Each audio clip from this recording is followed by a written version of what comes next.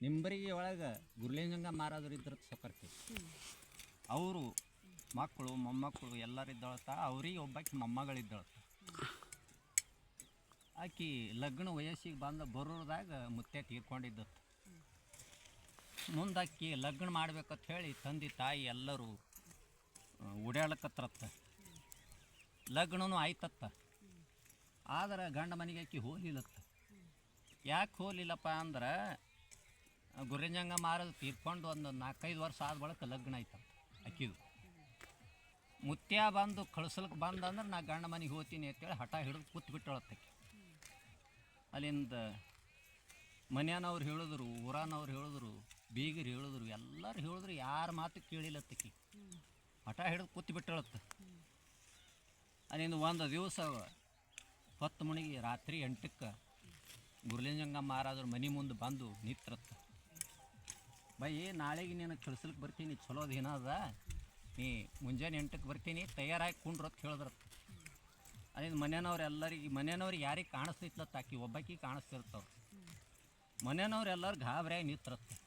ಹೊರಗೆ ನೋಡಿದ್ರತ್ತ, ಹೊರಗೆ ಯಾರು ಇದಿತ್ತ, ಕೇರ ಮಾತಾಡ್ತಾಳೆ, ನಮಗರ ಏನೂ ಕಾಣಿಸಲ್ಲ, ಏನಪ್ಪ ಇದು ಅಂದಿರ್ತಾವ ಮನೆಯವ್ರೆಲ್ಲರೂ. ಅಲ್ಲಿಂದ ಆಕಿ ಹೆಣ್ಮಗಳು ಮುತ್ಯ ಬಂದ ಅಂತ ಹೇಳಿ ಆಕಿ ಬೆಳಗನ ತಯಾರಾಗಿ ಮುಂಜಾನೆ ಗಂಡ ಮನೆಗೆ ಹೋಗ್ಬೇಕಂತ ಹೇಳಿ ತಯಾರಾದಳತ್ತ. ಮುಂಜಾನೆ 8ಕ್ಕೆ ಗುರ್ಲಿಂಜಂಗ ಮಾರಾದ್ರು ಬಂದ್ರತ್ತ. ಬಂದು ಗಂಡ ಮನೆಗೆ ಕಳ್ಸಿದ್ರತ್ತ, ಕರ್ಕೊಂಡು ಹೊಂಟ್ರತ್ತ. ಪಿಸಿಬಿಗೆ ಕೈ ಚೀಲ ತೊಗೊಂಡ್ರತ್ತ. ಅವರು ಪಿಸಿಬಿ ಕಾಣಿಸ್ತಿತ್ತತ್ತ, ಅವರು ಕಾಣಿಸ್ತಿತ್ಲತ್ತ.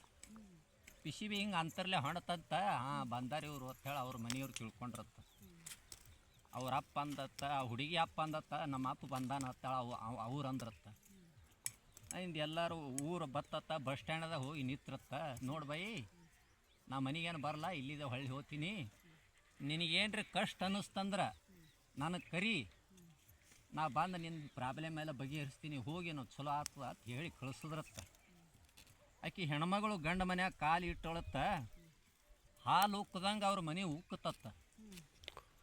ಈಕಿ ಹೋಗೋಣ ಒಮ್ಮೆ ಶ್ರೀಮಂತಿಕೆ ಬತ್ತತ್ತ. ಥೊಡೆ ದಿನದಾಗ ಯಾರು ಈ ಕಡೆ ಸರ್ದು ಈ ಕಡೆ ಕುಂಡ್ರಲ್ಲಿಲ್ಲತ್ತಕ್ಕಿ ಹೆಣ್ಮಗಳಿಗೆ. ಆಕಿದು ಏನದ ಗೊತ್ತಿಲ್ಲ, ನಮಗೆ ಏನೂ ತಿಳಿದಿಲ್ಲ. ಅವರು ಮುತ್ತೆ ಬೇರೆ ಕಳ್ಸಲಿಕ್ಕೆ ಬಂದಿದ್ದತ್ತ, ಸತ್ತವ ಬಂದಾನ ಅತ್ತ. ಆಕೆ ಯಾರೂ ಏನೂ ಅನಿಬ್ಯಾಡ್ರಿ ಅಂತೇಳಿ ಅವ್ರವರೇ ಮಾತಾಡ್ತಿರತ್ತ.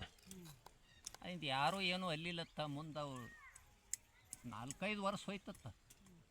ಆಕೆ ಹೊಳ್ಳಿ ತವ್ರ ಮನೆಗೆ ಬರಲಿಲ್ಲತ್ತ. ಅಲ್ಲಿಂದ ಮುಂದೆ 2-3 ಹುಡುಗರಾದವತ್ತ. ಮುಂದೆ 2-3 ಹುಡುಗ ಆಗಾನ ಒಂದು ದಿವಸ ಅವರು ಗುರ್ಲಿಂಜಂಗ ಮಾರಾದ್ರು ಬಂದು ಕಿರಿಂದ ತವ್ರ ಮನೆಗೆ ತಂದು ಬಿಟ್ಟಿರತ್ತ. ಇದರ ಅರ್ಥ ಏನಪ್ಪ ಅಂತಂದ್ರೆ, ನಾವು ಯಾರ ಮೇಲೆ ವಿಶ್ವಾಸ ಇಡ್ತೇವೆ ಅವರು ನಮಗೆ ಕೆಲಸಕ್ಕೆ ಆಗೇ ಆತಾರ. ಆ ದೇಹ ಬಿಟ್ಟಂಥವ್ರು ಮಹಾತ್ಮರ ಶಕ್ತಿ ಏನಿರ್ತದಲ್ಲ ಅದು ಕೆಲಸ ಮಾಡ್ತದೆ. ಅದಕ್ಕೆ ಮಹಾತ್ಮರು ಹೋದರೂ ಕೆಲಸ ಮಾಡ್ತಾರೆ, ಇದ್ದರೂ ಮಾಡ್ತಾರೆ. ಅವರು ಒಂದು ಸಲ ಸಂಕಲ್ಪ ಮಾಡಿದ್ರೆ ತಿಳ್ಕೊನಿ ಅದು ಆಗೇ ತೀರ್ತದೆ. ಮತ್ತೊಬ್ರು ಯಾರಿಗಾರೆ ಮಾಡ್ಲಿಕ್ಕೆ ಹಚ್ತಾರವ್ರು, ಅವ್ರ ಕಡೆಯಿಂದ ಆಗಲಿಲ್ಲ ಅಂದ್ರೆ ಭೀ ಅವರು ಮಾಡ್ತಿರ್ತಾರೆ. ಅವರು ಮಾಡುವಂಗೆ ಇದಿತ್ತು ಅಂದ್ರೆ ಭೀ ಮತ್ತವ್ರಿಗೆ ಮಾಡ್ಲಿಕ್ಕೆ ಹಚ್ತಾರೆ. ಹಂಗೆ ಜ್ಞಾನಿಗಳದ್ದು ಏನದಪ್ಪ ಅಂತಂದ್ರೆ, ಅವರೊಮ್ಮ ಸಂಕಲ್ಪ ಮಾಡಿದ್ರಂದ್ರೆ ಆ ಕೆಲಸ ಆಗೇನೇ ತೀರ್ತವೆ. ಇವನಿಗೆ ಶ್ರೀಮಂತ ಮಾಡ್ಬೇಕಂದ್ರೆ ಮಾಡಿನೇ ತೀರ್ತಾರೆ.